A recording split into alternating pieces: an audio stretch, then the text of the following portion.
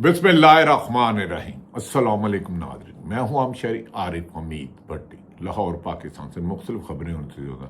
अल्लाह ना करे कुछ खौफनाक बातें आपसे शेयर करने की कोशिश कर रहा हूँ। कुछ इन्फॉर्मेशन है।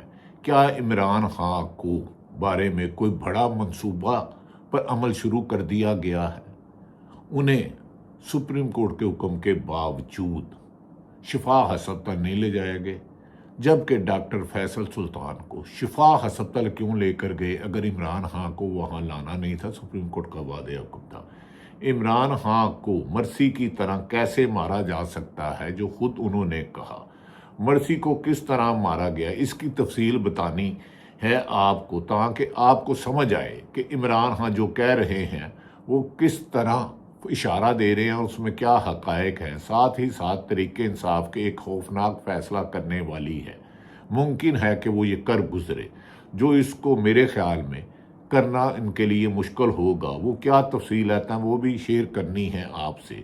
साथ ही साथ मौलाना ने फजलुर रहमान ने तबले जंग बजा दिया। मौलाना का तबले जंग कोई मामूली नहीं होगा। मौलाना की ताकत हो, तरीके इंसाफ की स्ट्रीट पावर हो, महमूद हचकजी हो, ज़ुबैर महमूद हो, मुस्तफ़ा नवाज़ खोखर हो, और ये हुकूमत जो बैसाखियों पे और रेत की दीवारों पे खड़ी है, ये सामना नहीं कर सकती। मगर यूं मौलाना साहब जो कच्ची ज़मीन पर पाँव रखने को कौन तैयार नहीं होते, कभी तैयार नहीं होते, वो अचानक मान कैसे गए हैं? असल हकायक तो इसमें छुपे होंगे। क्या मौलाना फजलुर रहमान पर एतबार किया जा सकता है? क्योंकि सियासत का एक ही असूल है कि सियासत में कोई असूल नहीं होते। तरीके इंसाफ से शायद एक गलती हो गई हो जिसने खान की मजीद मुश्किलात में बढ़ा दिया हो। यहाँ इमरान खान के असूल ही उसकी मुश्किलात में इजाफा कर रहे हैं, क्योंकि पाकिस्तान की सियासत का एक असूल है, जब फंसो पैर पकड़ो, भागो, निकलो और फिर दोबारा साजिशें करके इक़्तिदार में आ जाओ। इमरान खान शायद इन साजिशों पर यकीन नहीं रखते। समझ से बाहर है कि ये सब कुछ मुल्क में ऐसा क्यों हो रहा है, क्या गलतियां हो रही हैं, कौन गलतियां करवा रहा है, ये अहम है। इसकी बड़ी अहम तफसीलात हैं। साथ ही साथ 27 सितंबर के हवाले से अहम फैसला किया है तरीके इंसाफ ने एहतजाज के हवाले से, वो भी आपके साथ जो बातें हैं शेयर करने की कोशिश करूंगा। नादरिन देखें, सब बातों को समझे। बानी पीटीआई बार बार एक ही खदशा जाहिर कर रहे हैं, और वो चीज़ आखिर है क्या? वो क्यों बता रहे हैं कि मुझे जेल में बिल्कुल इसी तरह सुस्त मौत का निशाना बनाया जा रहा है जैसे मिस्र के मुंतहिब सदर मोहम्मद मुर्सी के साथ किया गया था। अल्लाह ना करे ऐसा हो। हमने एक लीडर जुल्फ़िकार अली भुट्टो ज़ियाउल हक ने फांसी पर चढ़ा दिया था और आज तक कौम उसकी अदायगी कर रही है। वो तो आसफ अली जरदारी का भला हो, जिसने बेनज़ीर भुट्टो और जुल्फ़िकार अली भुट्टो को नज़रिया फेंक दिया, और इसी वजह से भुट्टो के नाम पर आज भी वोट पड़ते हैं। अब ज़रा तारीख के वर्क पलटते हैं और पूरी तफसील समझे। 17 जून 2019 को क्या हुआ था? मोहम्मद मर्सी को एक कायरा की अदालत में लाया जाता है। ये तारीख है, हिस्ट्री है, इसमें मेरी ख्वाहिश कोई नहीं है। वो भी एक साउंड प्रूफ शीशे के पिंजरे में बंद करके, साउंड प्रूफ शीशे के पिंजरे में बंद करके वो बंदा वहाँ मुश्किल 5 मिनट बोलता है और अपने दफा में बात रखता है, और अचानक वही गश खा कर गिर पड़ता है। 5 मिनट बोलने के बाद अचानक गश खाकर ना जाने वजूहात की वजह से गिर पड़ता है, और कुछ देर बाद ही मिस्र का सरकारी टीवी ऐलान कर देता है कि जी मुर्सी को दिल का दौरा पड़ा और वो इंतकाल कर गए। लेकिन असल कहानी क्या थी, इसके बहुत सारे पंत्र हैं, बहुत सारे राइटर इसे अपने अपने अंदाज में लिखते हैं। 2013 में इक़्तिदार से बेदखल किए जाने के बाद से मुर्सी में मुसलसल कैद तन्हाई में थे। कैद तन्हाई खुद एक बहुत बड़ी अजियत है। क्या दिया जाता है, क्या खाया जाता है, क्या पिया जाता है, कितनी देर बाहर निकलना जाता है, कितनी देर आसमान नहीं देखते, क्या क्या जुल्म होता है, ये दास्तान करने वाला और जो बर्दाश्त कर रहा है उस तक महदूद रहती है। अवाम हवाओं में तीर चलाती है। انسانی حقوق کی تنظیمیں اور ان کا خاندان چیختے رہے کہ مرسی کو ہائی بلڈ پریشر اور شدید ذیابیطس شوگر، لیکن انہیں علاج کی بنیادی سہولتیں تک نہ دی گئیں۔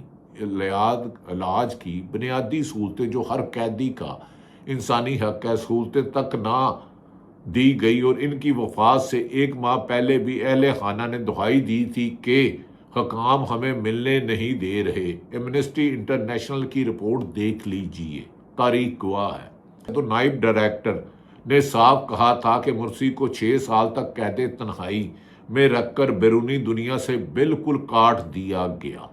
وہ عمران خان کو بھی 8 مہینے سے کسی سے ملنے نہیں دیا گیا۔ بانی P T I Pakistan Tehreek Insaf کے چیئرمین، جنہیں کل ڈرامائی انداز میں سپریم کورٹ سے پمز ہسپتال لایا گیا، جبکہ شفا ہسپتال چلانے والے روڈ بند کیے گئے۔ اگر ڈاکٹر فیصل سلطان وہاں پہنچ سکتے تھے تو عمران خان کا کیا تھا؟ اور اس کی بہن کو اگر آپ پمز ہسپتال لے گئے، عمران خان پمز تھا جہاں ٹارچ جلا کر وہ اوپر گئی، تو ڈاکٹر فیصل کو لے جانے میں کیا حرج تھا؟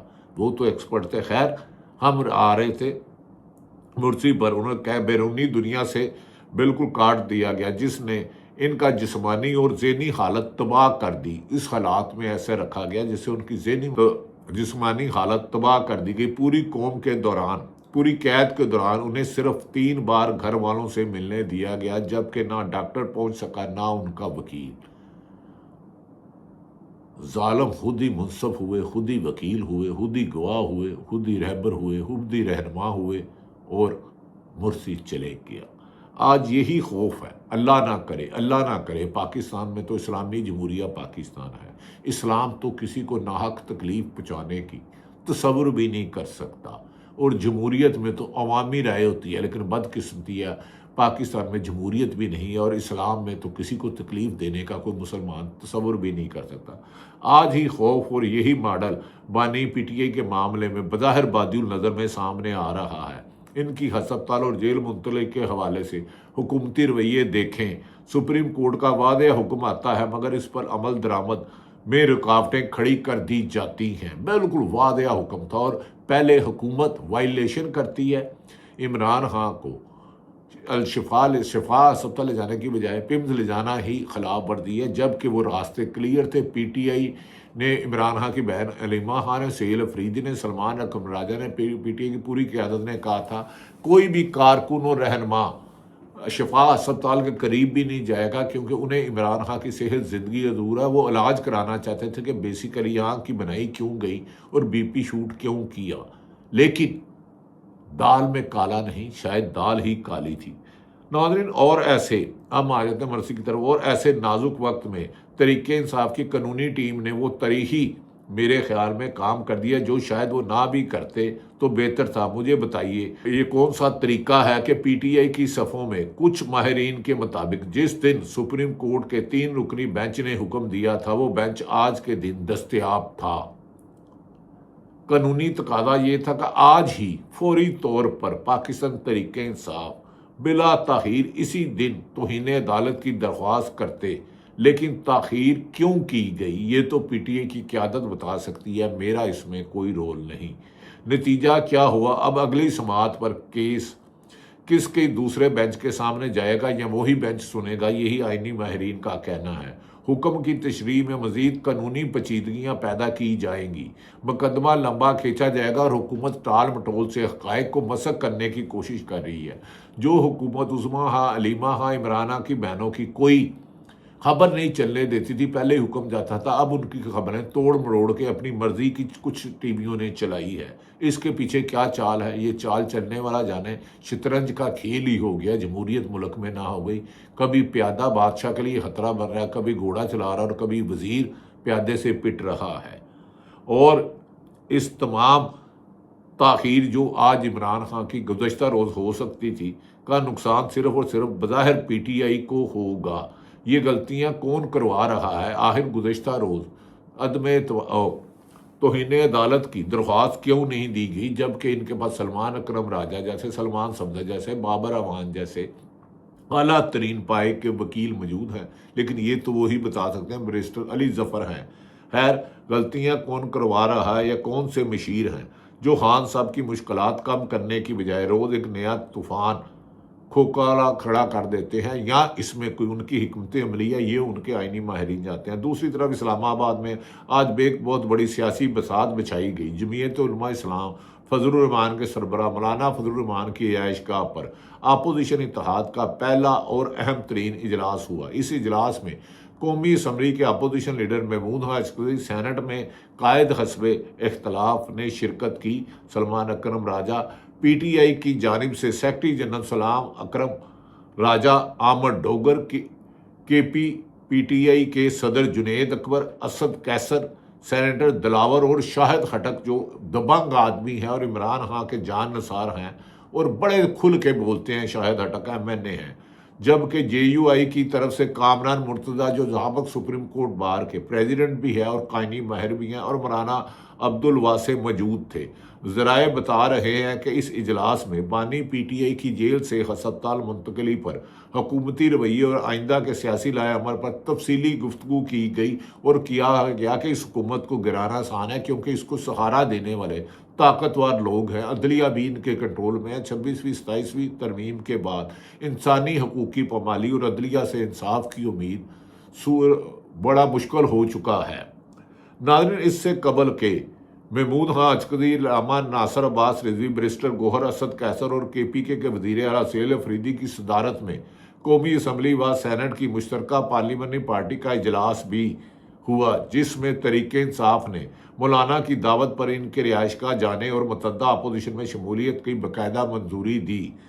اے آر وائی نیوز کے مطابق اسد کیسر اور جنید اکبر نے وعدہ کیا ہے کہ اب حکومت کے خلاف سپریم کورٹ میں توہین عدالت کی کارروائی کے لیے رجوع کیا جائے گا اور ہماری پوری توجہ اپوزیشن کے تمام ناراض قوتوں کو ایک پلیٹ فارم پر اکٹھا کر کے 27 ستمبر کی تاریخ پر ہوگا۔ جب مولانا فضل الرحمان سے صحافی نے پوچھا کہ پیپلز پارٹی کو بھی ساتھ ملائیں گے تو مولانا مسکرا کر جواب دیا کہ وہ تو حکومت میں ہے، ہم اپوزیشن میں ہیں۔ جماعتوں کی آل پارٹیز کانفرنس APC کا ماحول بنا رہے ہیں، مگر صاحب سوال یہ ہے کہ مولانا کچی زمین پر پاؤں رکھنے کو تیار نہیں ہوتے اور وہ اچانک مان کیسے گئے، جبکہ عمران خان کی بہنوں نے عظما اور نورین کی آنکھیں نم اور سسکیوں سے بھری ہوئی داستان بتا رہی ہے کہ ظلم عروج پر ہے۔ اسے ختم کرنے کے لیے پاکستانی عوام کو پرامن احتجاج کرنا ہوگا۔ پاکستان زندہ باد۔